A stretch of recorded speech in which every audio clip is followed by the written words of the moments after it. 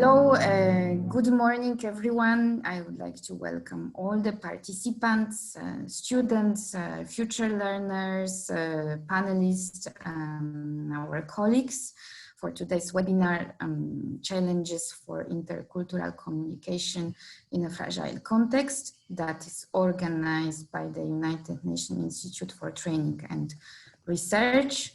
My name is Paulina Kowalewska, and I'm representing online learning and education pillar at UNITAR, and I will be today's moderator. And today with us is also my colleague, Ms. Alexandra Severino, who is a program coordinator, and she would like to welcome you as well. So I hand back the microphone to Alexandra. Hello, good morning, good afternoon, everybody, depending on where you are. We, as my colleague Paulina just said, we are delighted to have you joining us and Dr. Krzyzanowski for this talk. We hope it's an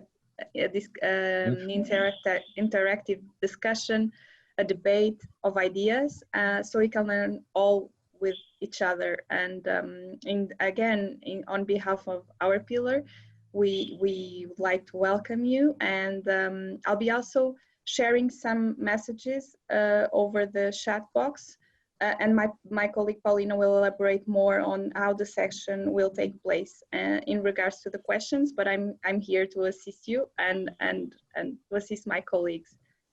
Welcome again. Thank you, Alexandra, for your introduction. As I mentioned before, the subject of the challenges of intercultural communication in a fragile context will be today presented by our guest speaker, Mr. Marcin Krzyżanowsky, who is the pedagogue, Middle East affairs expert, businessman. I know him personally from Poland, and he has an expertise, knowledge, and amazing experience that he gained as a diplomat in Afghanistan, as a businessman in Iran, and as a lecturer at the International Security and Development Studies at Jagiellonian University.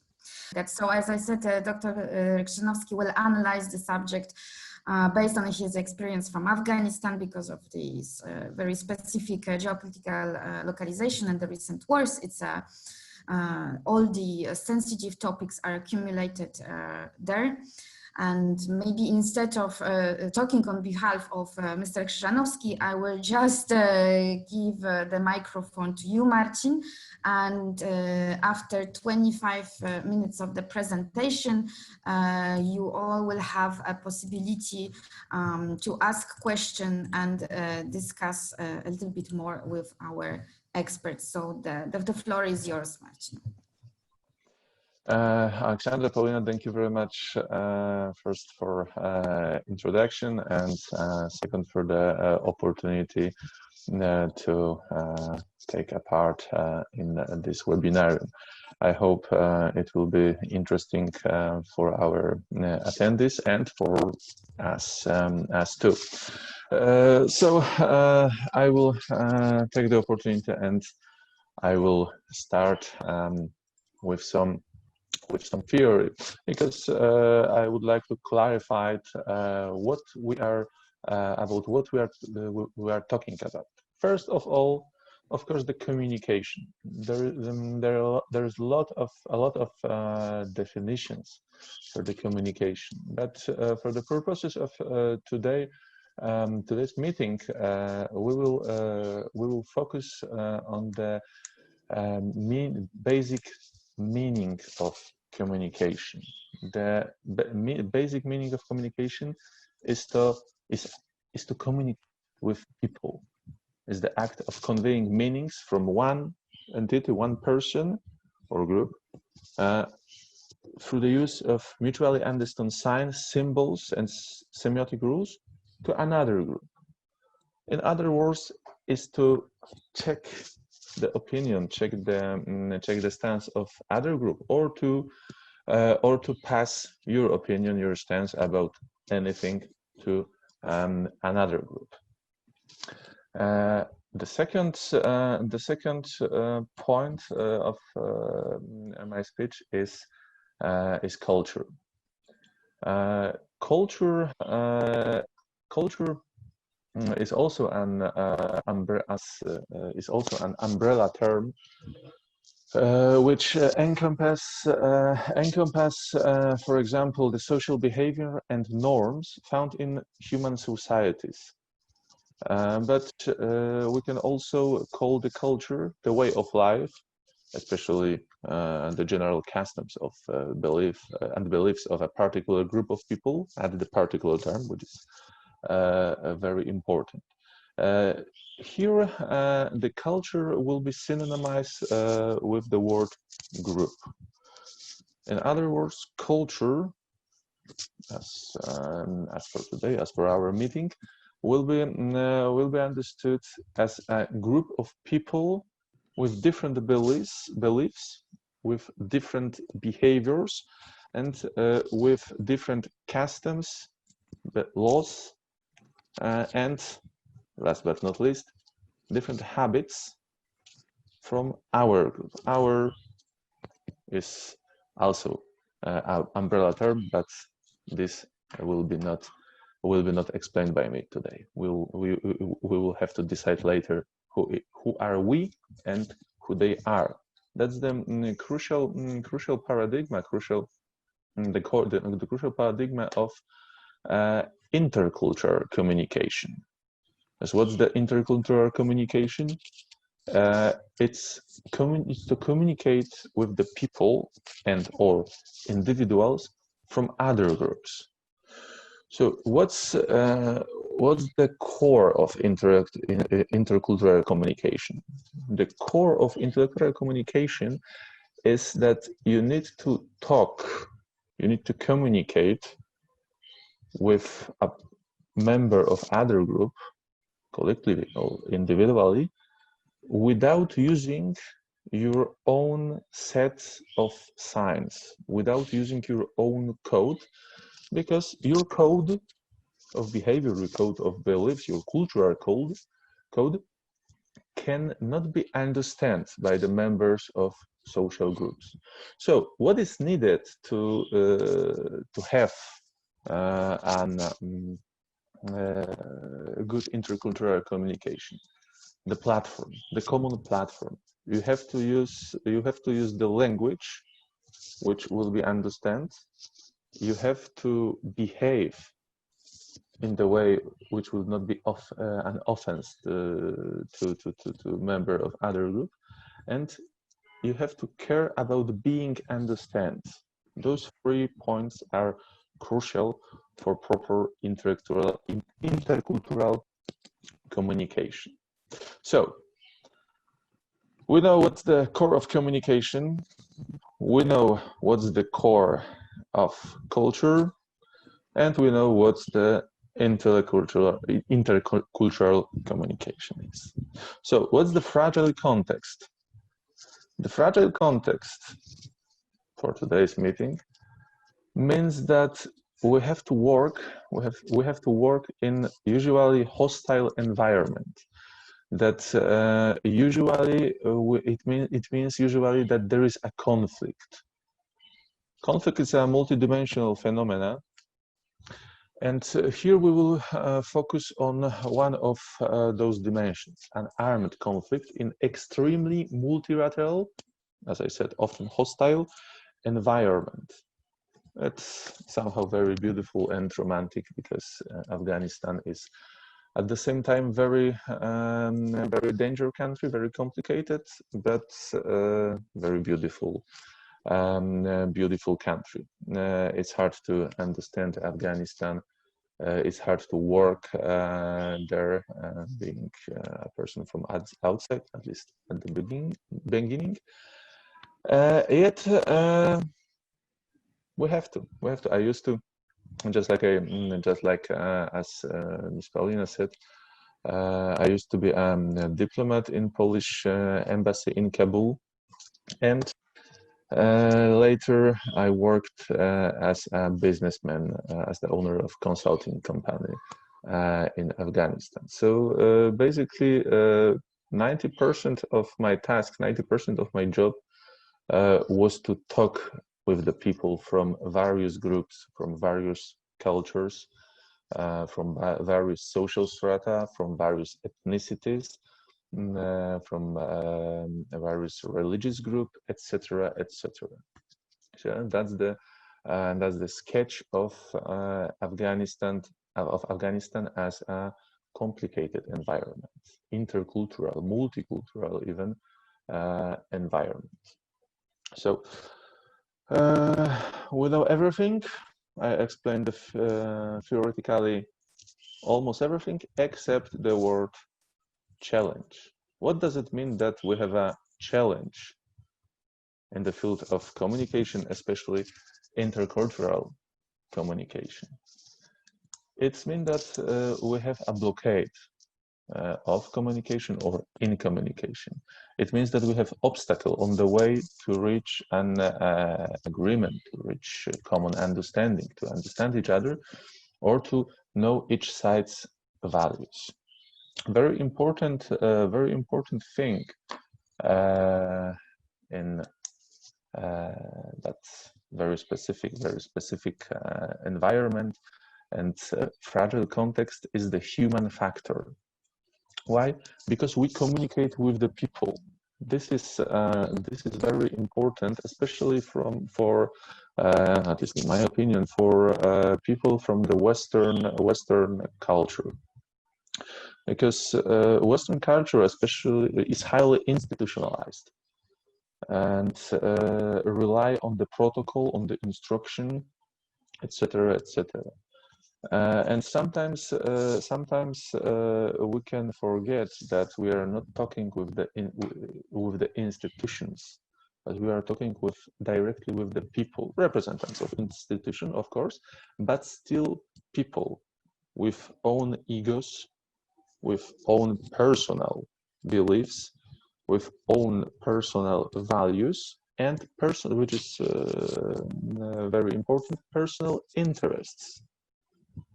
And we have to take into the account the personal and institutional dimension of intercultural communication.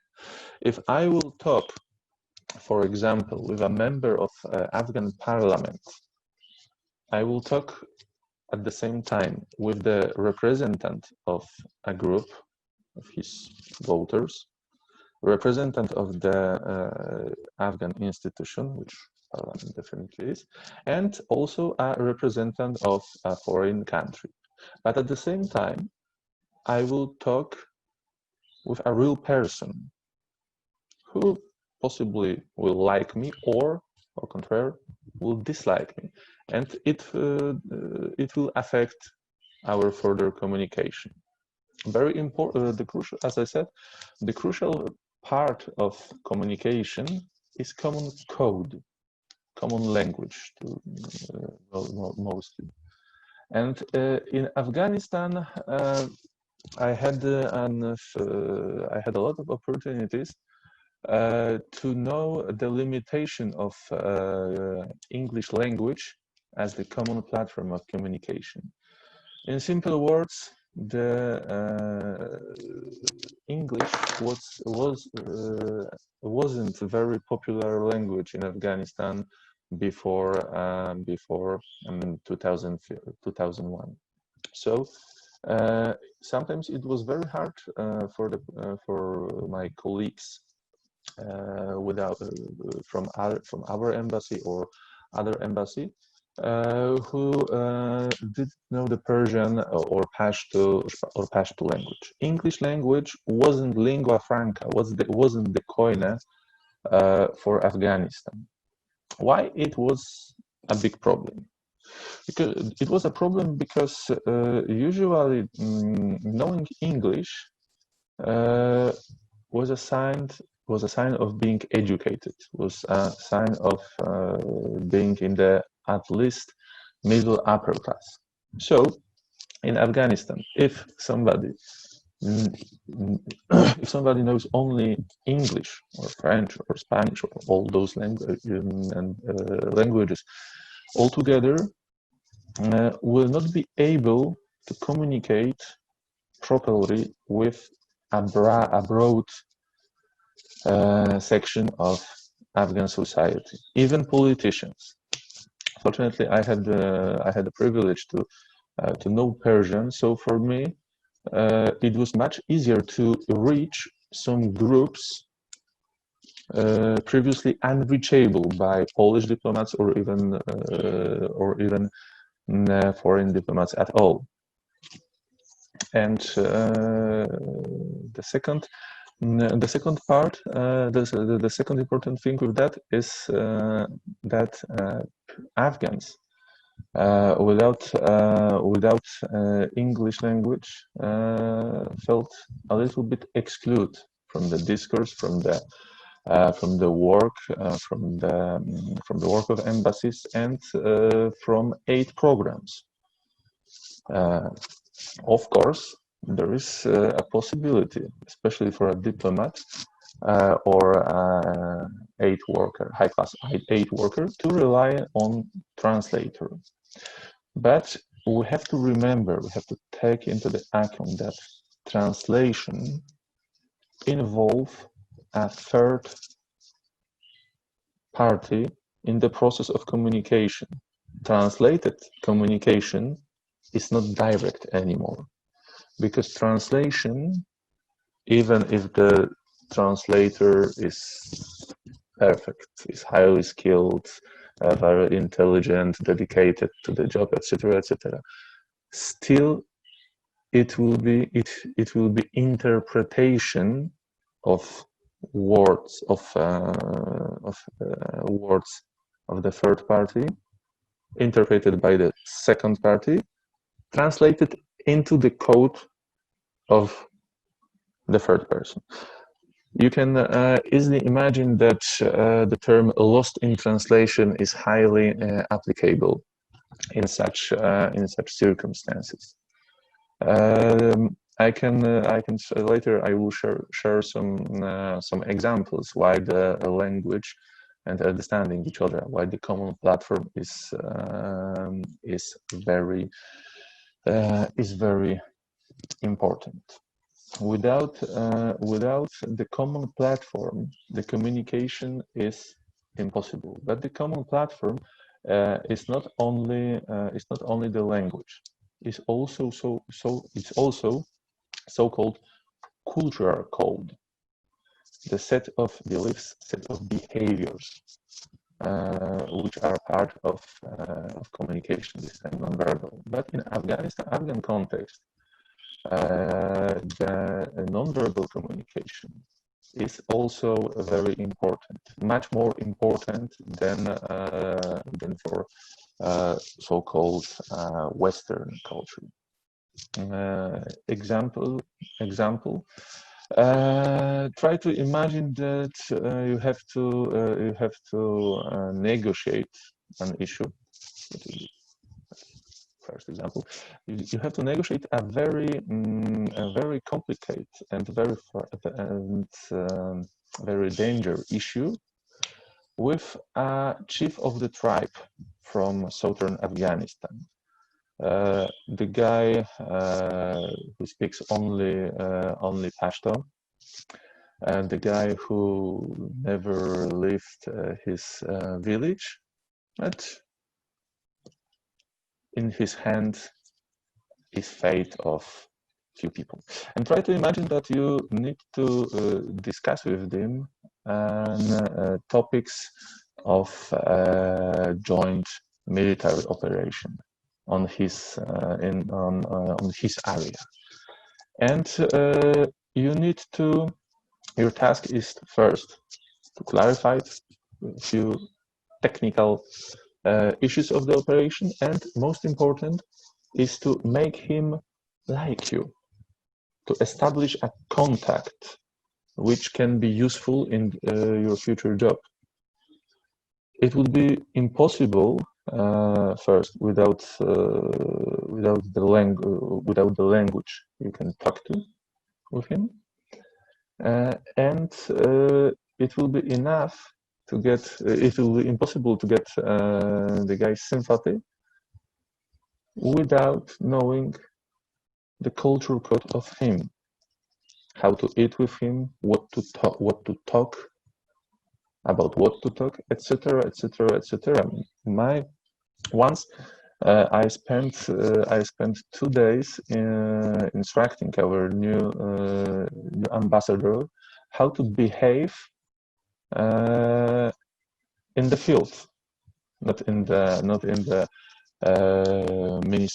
corridors of the Ministry of Foreign Affairs, but the hat of Afghan tribe chief, and try to imagine how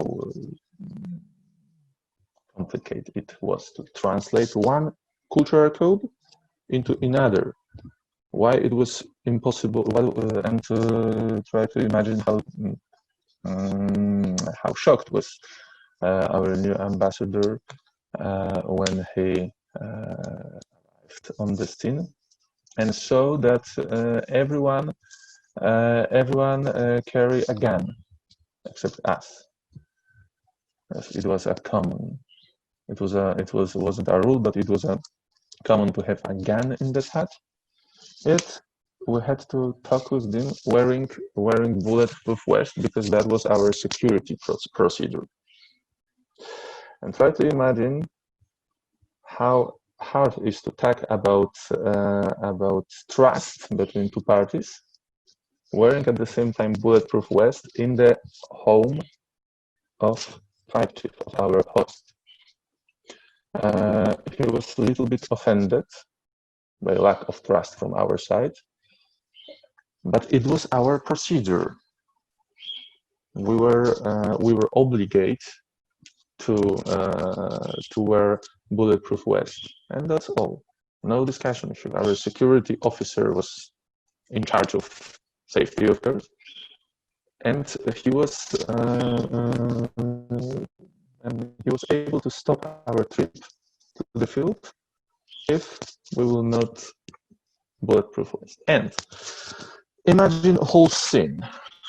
There is an Afghan chief, a noble man, very honest person, but very, let's say, simple person, in a good way.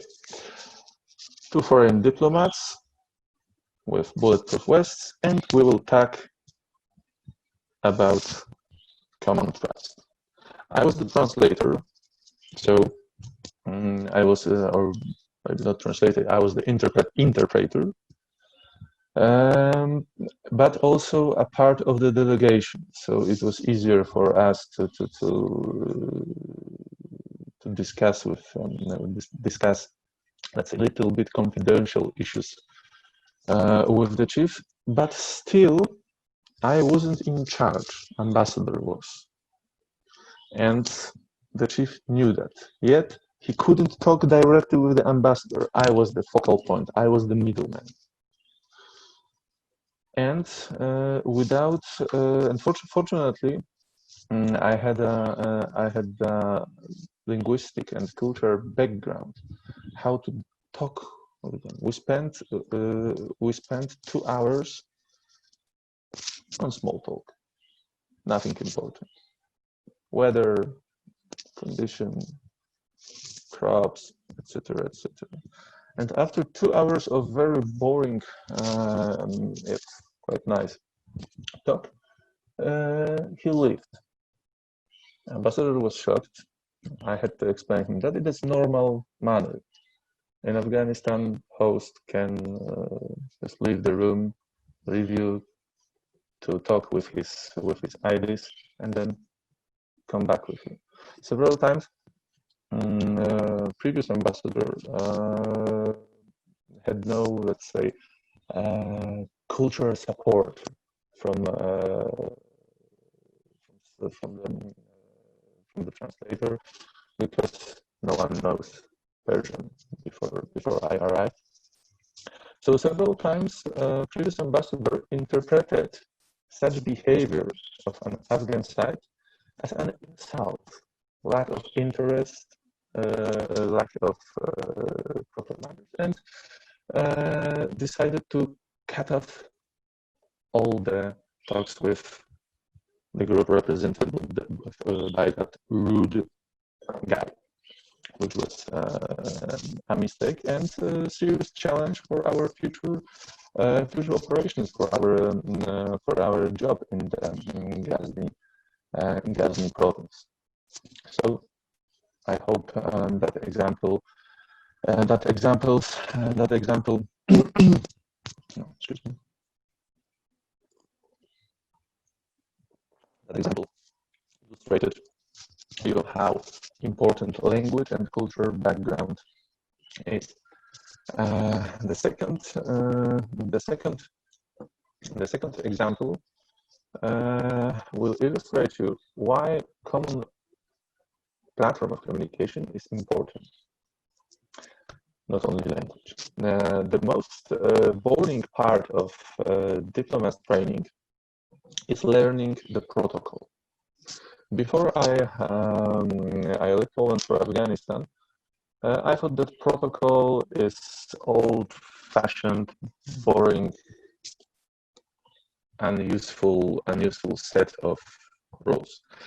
In Afghanistan, I learned myself that it's not unuseful. Why diplomatic protocol is useful in fragile contexts such as Afghanistan, in multicultural environment, because it's a common platform of behavior. We need to know when act of second part is just a custom or personal habit, and when it is a deliberate insult, an act of insultion. Very important part of diplomatic work is to know how to insult and how to not be insulted, and how to not insult the second participant of the active process of communication. For example, I had to explain for the another ambassador that sometimes protocol looks different in Afghanistan. And for example, if the governor of Ghazni province during the dinner with the ambassador is taking out a straw from a tablecloth, like that, and after that answering the ambassador's questions, it's not an insult, but the personal habit of Mr. Governor. It was crucial for our future relations with the governor, and you can easily imagine that the governor of the province where Polish forces were operating was a very important person from us. And a few more words about fragile context. Why we have a lot of challenges, a lot of communication blockades, a lot of problems, especially in countries and places such as Afghanistan. What means fragile context once more? But there is a conflict, armed conflict. And what does it mean in practice? In practice, that means working in the very stressful environment, that first. And it is stressful because a lot of people want to kill you, or abduct you, or just harm you and your friends. And second point is sometimes you have to discuss, you have to negotiate a thing, an issue, with a person whose, for example, whose brother was killed 1 week ago by your friends. By members of your group. Once I was talking with a person about the issue I can't share fully with you, and he told me that discussion with me is quite hard for him, because 1 week ago his brother was killed in the aerial bombardment. Try to imagine that getting his sympathy as a member of Polish delegation was very hard, but it's quite tragic, but fortunate event. I was able to respond to him that 2 weeks ago, a friend of mine was killed by his friends, and 2 weeks and 1 month before, members of his group were trying to kill me. Somebody was shooting at my car in Kabul. That's the fragile context. Fragile context means that discussion, that the communication is very emotional, can be very emotional, and you have to be fully professional. You have to be fully aware about that before you will start a job in such context. I think, as I see on my clock, that the time for my speech is almost over, so I will stop here and will wait for your question. I hope my speech was understood and interesting for you. Thank you very much, Marcin, for your presentation. I think each of those points can be developed and rediscussed separately. They are all interesting, and thank you for sharing your personal experience. We apologize. Unfortunately, there is a traffic on the Zoom application, and that caused a little bit of sound issues. For the moment, now it's a good time for all attendants to ask the questions. So if you have any question, please kindly raise a hand and I will let you speak. If you have any problems or you cannot find the button to raise the hand, just please write the question in the chat box.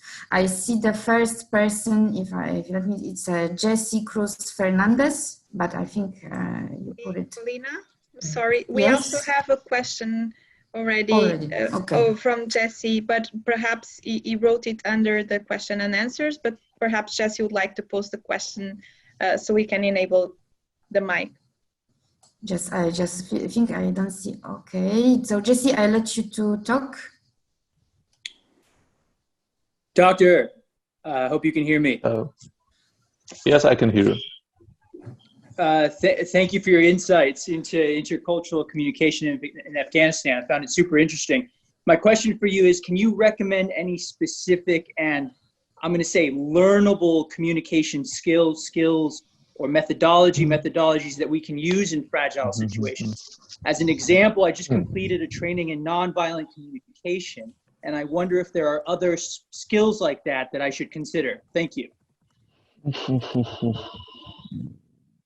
I can't, honestly, I can't recommend one specific and especially learnable communication methodology. You have to experience a lot of challenges. You have to resolve by yourself many problems, and it will make you fluent in communication. You can learn a language during a course, but still you have to know how to use it and when to use it. The course will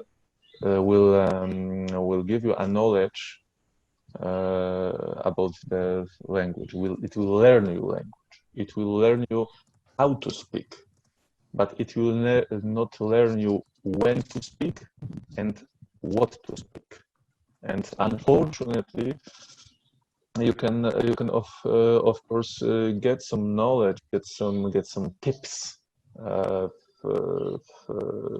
webinars like that, from the let's say I would call myself an experienced expert.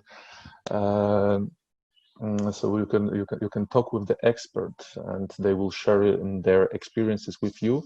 But still, you have to do it. Learning by doing is only methodology in that field. But of course, theory is very helpful. But once more, you have to know not only how to speak, but when and what to speak to whom. I hope that's a good answer for your question. If I may, there is another person. Thank you very much, Jesse, for the question. And there is now Komlan Adjo. I let you to ask the question.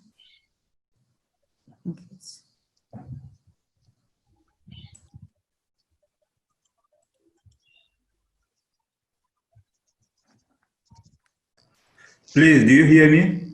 Yes. Okay, thank you. I really appreciate the aspect of translation and interpretation when you present your talk. My question is regarding how do you handle the challenge of translation when you are facing your audience? For instance, facing what? Excuse me, because I could you speak a little bit louder because I can barely hear you. I would like to know, how do you handle the challenge of translation or interpretation when you have to face your audience to have their trust? That's a tricky question.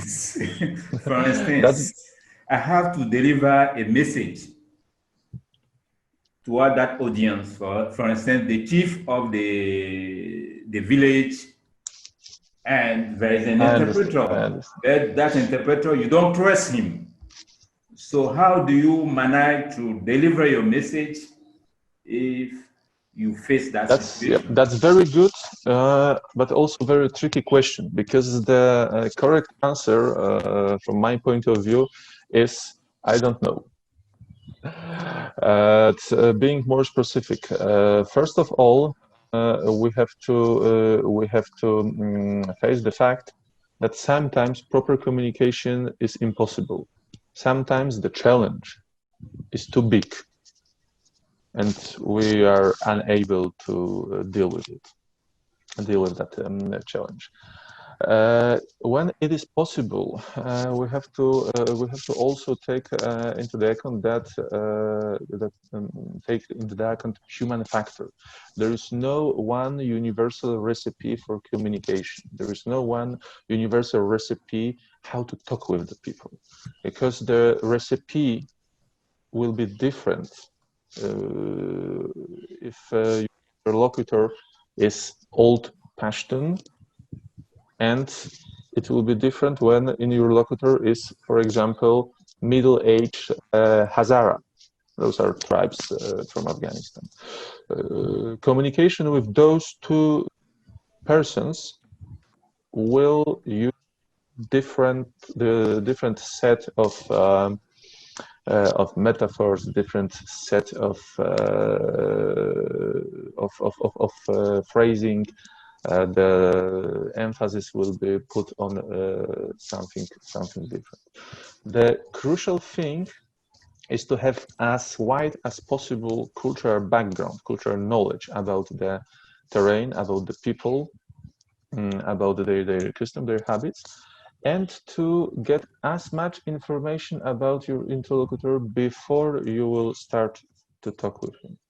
Because you should know or feel if the person is well-tempered or not. This is very important. If he likes to joke or not. So usually, getting such background is impossible prior to the meeting. So during the meeting, on the hot wheel, you have to learn yourself about your interlocutor. You have to feel, for example, if the guy likes jokes. If he likes jokes, joke a lot, but observe the reaction. if you will see that, oh, it's too much jokes, or the topic of the joke was inappropriate, change it, change the topic, change the way of communication. There is no one track, there is no one universal solution. Human factor, once more. That's crucial for the communication. And we are all different, so the communication with us will be different. I hope that's, that answer will satisfy you. Komlan, thank you very much for your question. Now I see another person raise the hand. Faisal, please, you can ask the question. Hello. Hello, doctor. Thank you very much for your testimony. I feel like that some of your words was a little bit Western centered. As the other participants, I would like to know more about the politeness rules of Afghan people. Can you, by your experience,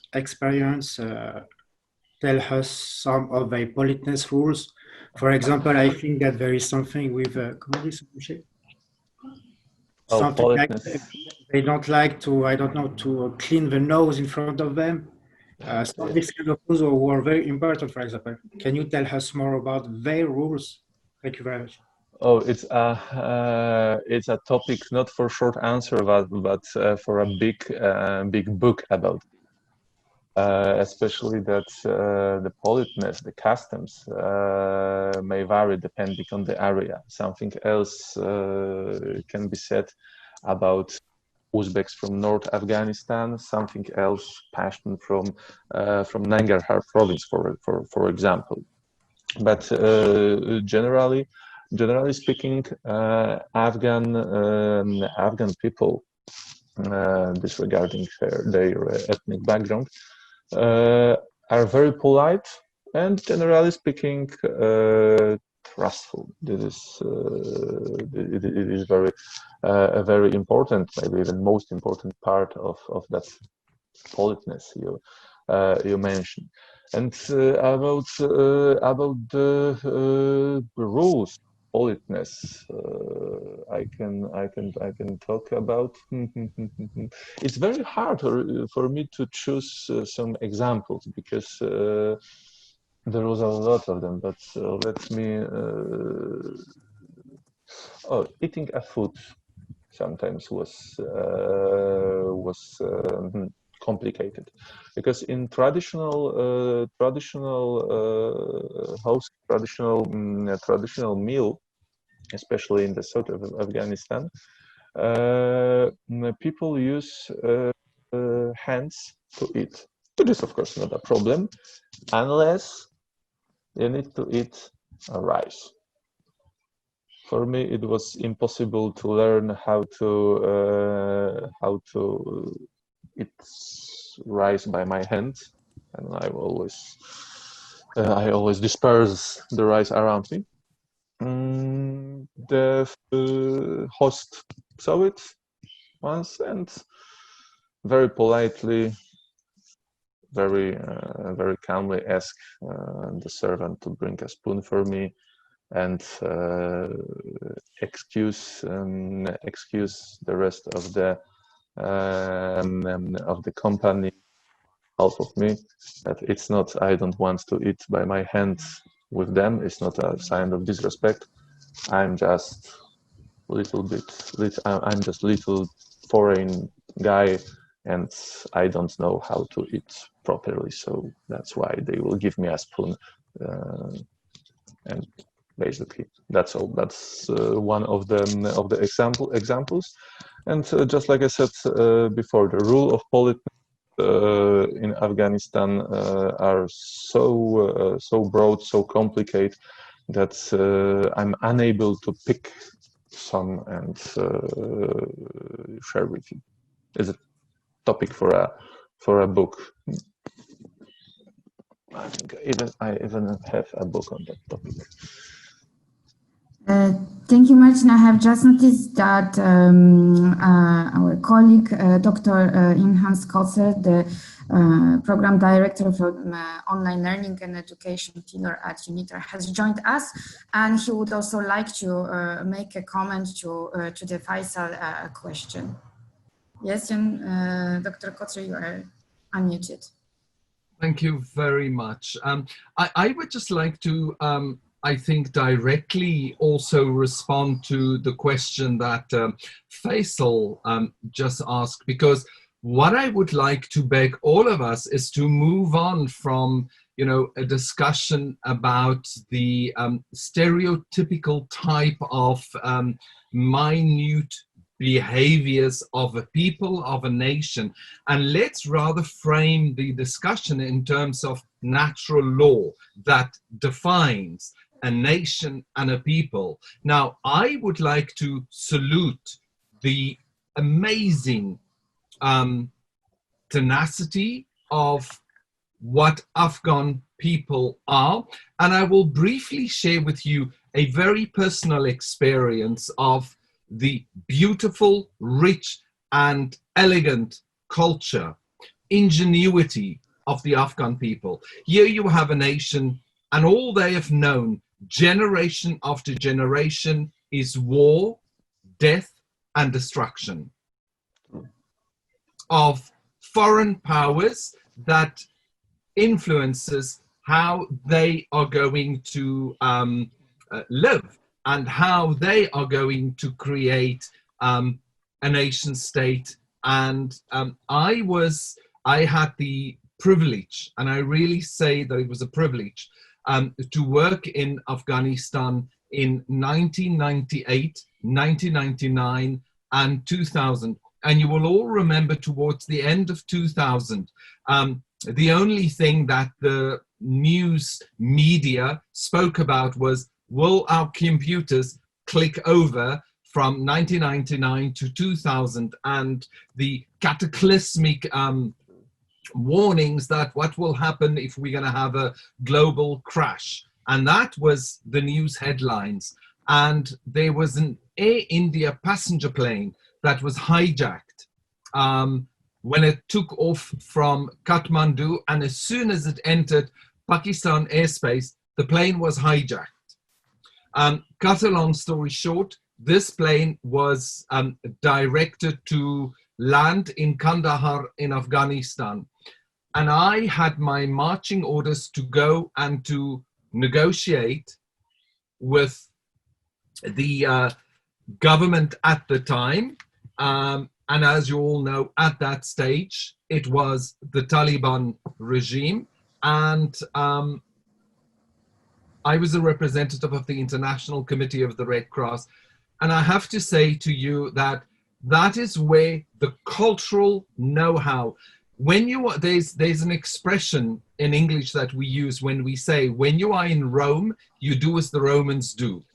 So it's your responsibility when you are going to negotiate, when you are going to work in a context, that you first and foremost acknowledge and respect the culture of your host people. So where you are, and then try to understand, and that you use the filter of that local culture and practice. Doesn't matter how foreign it may be to you, but try to see the beauty of what that culture represents. And I was able to, after literally going through a nightmare of not knowing how we are possibly going to bring this hijack scenario to a peaceful ending, because you had all sorts of belligerent parties that were then brought to Kandahar airport, and there were threats being made. We don't want to be seen to have anything to do with the hijackers. Nobody knew what was the identity of the hijackers, and you know, what would be the outcome, because everybody said, no, what we need to do is blow this plane up, because we have nothing to do with it, and we want to show the international community and the art and the beauty of drinking tea together. is something that will stay with me for the rest of my life, because in Afghan culture, they say the first cup of tea that is offered to you is it's extending hospitality because you're a foreigner on the Afghan soil and we need to extend hospitality to you. Okay, and this is where you will sit with the local representatives, and you will very often be seated at the furthest end of the table of the carpet where you will negotiate. And then you need to find a way in which you can get closer, not in terms of your arguments and your rhetoric, but in terms of creating a real link where you can get as close as possible to the person who is the most influential, to have a direct conversation with him. And this is where you have the tradition of the second cup of tea that is offered to you is you are now almost a friend. You're not just a foreigner anymore. And the third cup of tea, you are now almost like a family member. And that is what I needed to use. I could not, it just rang hollow when I spoke about the norms of international law, the Geneva Conventions of 1948, the additional protocols of 1977. It just were things that rang hollow, which the Taliban commanders with whom I negotiated just didn't want to hear it. They didn't even see. When I presented my business card, they couldn't even understand it. Yeah.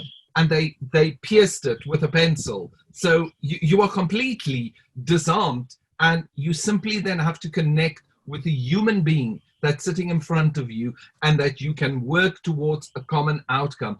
And this is where I would really like us to, take this conversation to the next level and frame it in terms of, the natural law component that defines a nation and a people, and not for us to stay on the macro level of what defines the stereotypical type of issues. Because again, and I want to take this opportunity to mark the resilience and the elegance and the ingenuity of the Afghan people.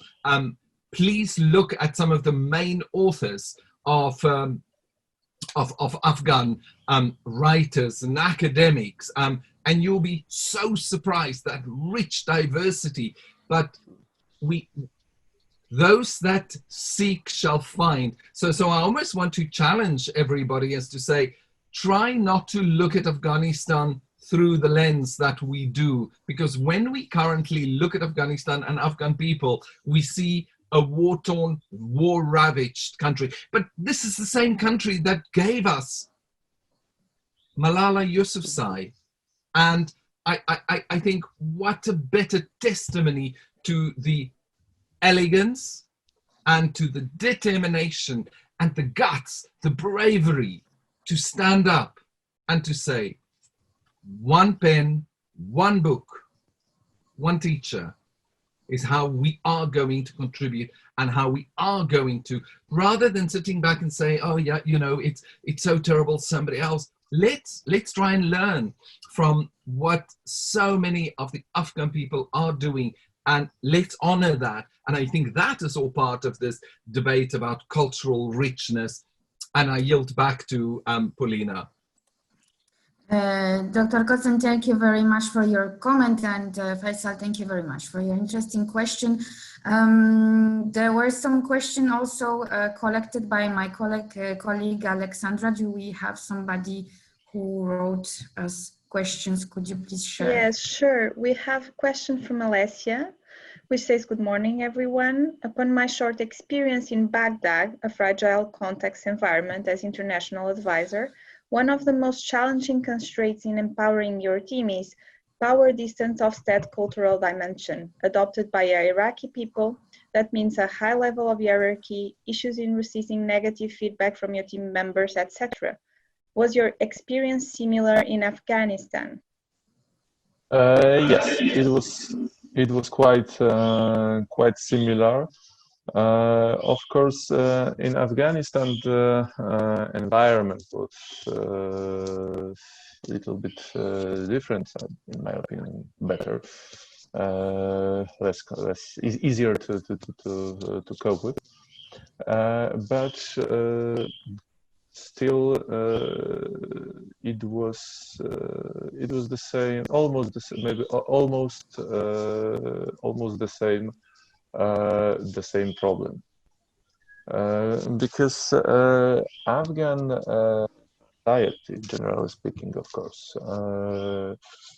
Afghan society is highly divided into the various sections, into the tribes, clans, houses, families, etc., etc. Usually people identify themselves not through the lens of nationality or region, but they identified themselves as members of the clan or members of the tribe, and the hierarchy, of course, informal hierarchy, is very important there. It was especially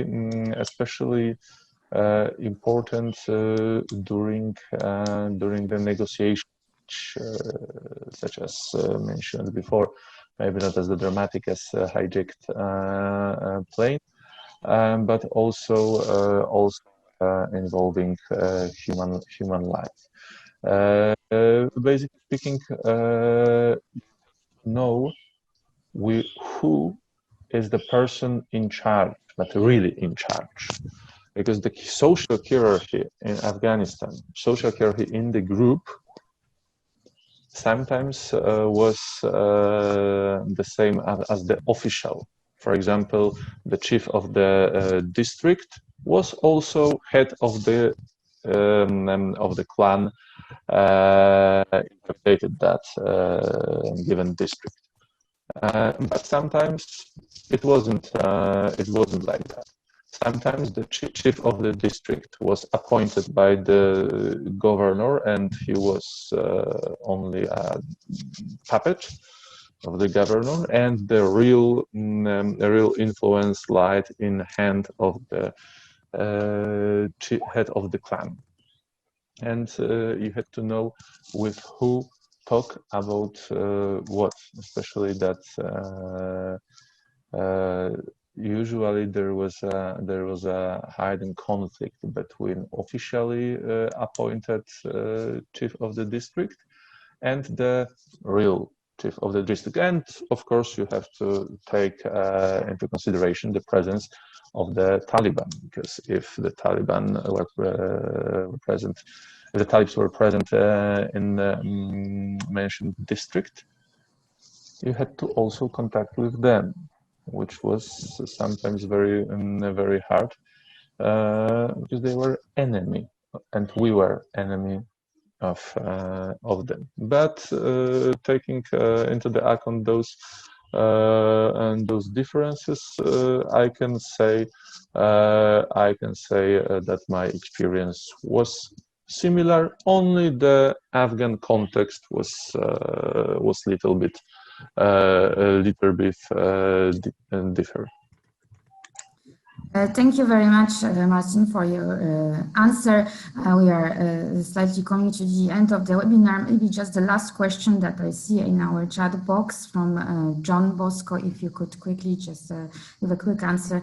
Dr. Marcin Krzyżanowski, thank you very much for your presentation. My concern is on the issue of non-verbal communication in a fragile states environment. What is your comment on this? Thank you. My comment: if the context is very fragile, as Afghanistan,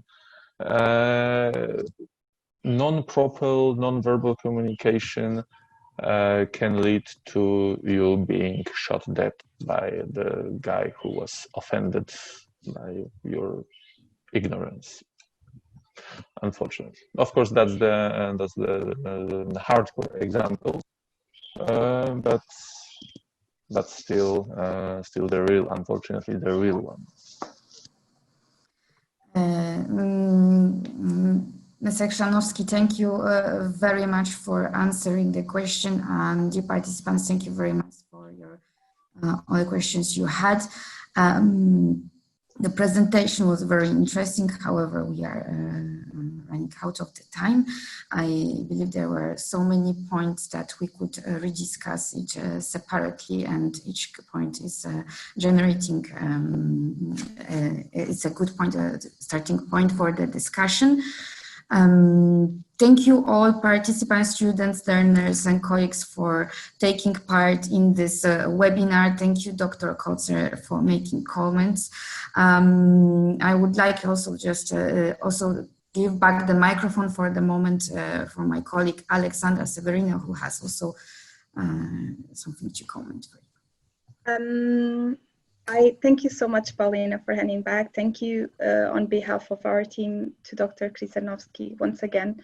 And thank you all for your input into this very interesting discussion. We always feel that the time is short to debate different ideas and perspectives, but we are certainly happy to hear your contributions, to read them, and to rethink ourselves about paradigms, about fixed ideas and mindsets, about communication, and then to reframe it and discuss together. So on my end, thank you very much.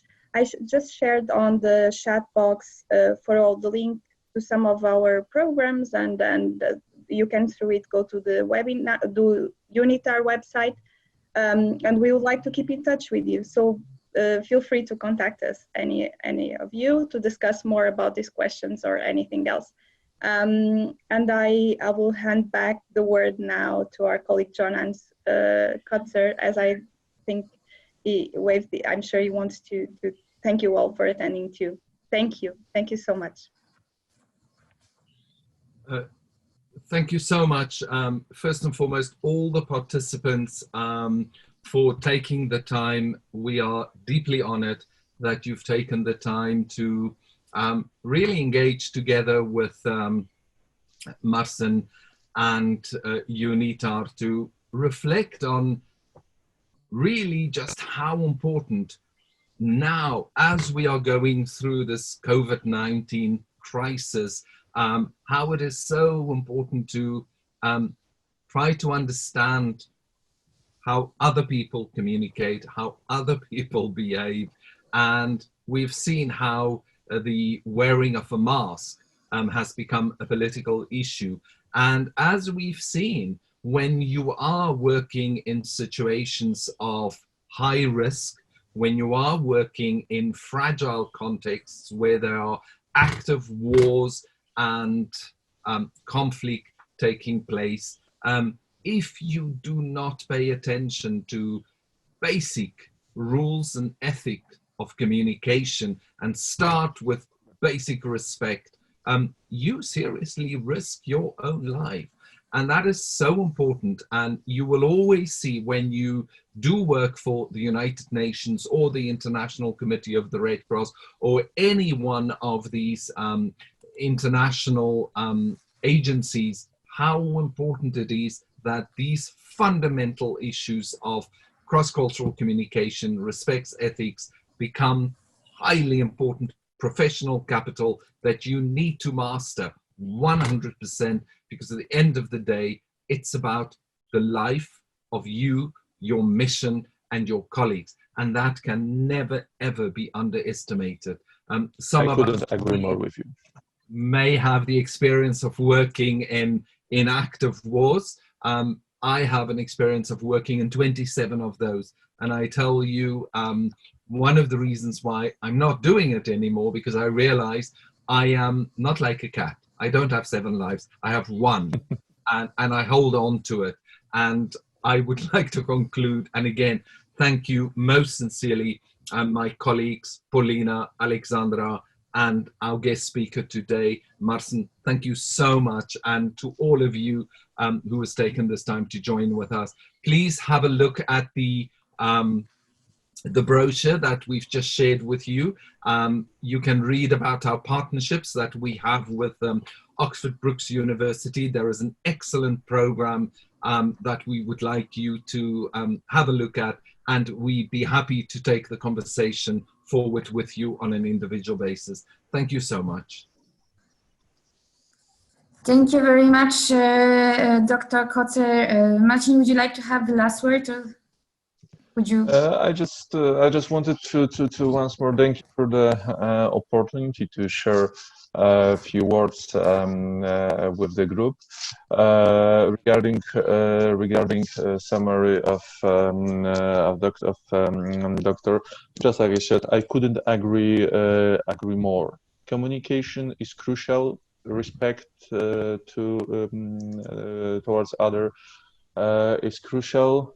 To establish a link is again crucial. And in Afghan context, drinking a lot of tea is also part of your job. And I hope you will remember from this session that even if you are dealing with institution, if you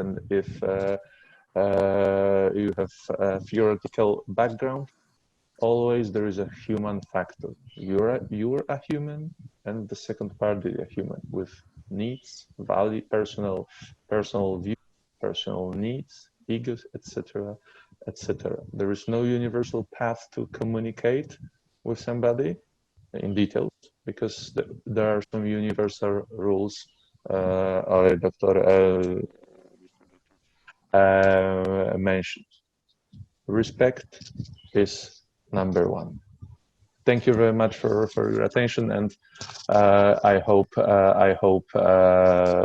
it was interesting for you. In case of any further questions, or in case if you're interested in Afghanistan or Iran or business in that economy and policy in that area, you can contact me via Miss Paulina.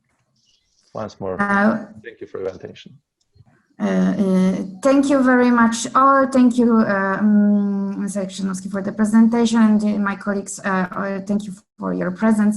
Also, all attendees, I'm very happy that you were today with us for the webinar. Please follow our social media for more information, for more future webinars. So thank you very much and have a good day. Bye.